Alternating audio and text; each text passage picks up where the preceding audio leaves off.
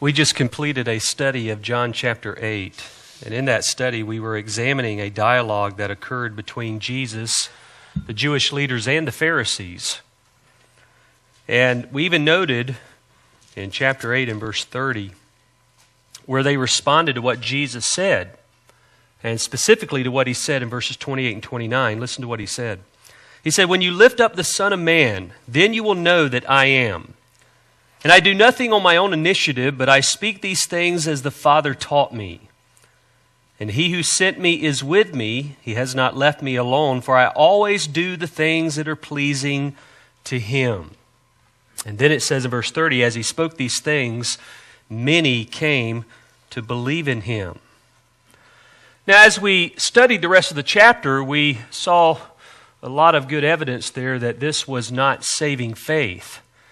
In fact, I had this conversation with someone just recently, that just because you see the words or you see a phrase where it says that someone believed in him, or even someone tells you that, that's not necessarily saving faith. Because, first of all, at least in this case, if you look at the rest of the chapter, you find out, like verse 31, they did not continue in his word. Verse 32, they did not know the truth.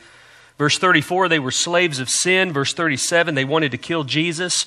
Verse 44, their father was the devil.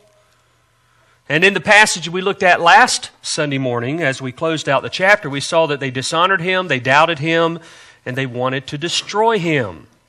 Now believe me, these are not characteristics of a child of God. Someone who says, I know Jesus, someone who says, I'm a follower of Jesus Christ, and yet they don't continue in his word, they don't know the truth, they're slaves of sin, they want to kill Jesus, their father's the devil, they dishonor him, doubt him, want to destroy him.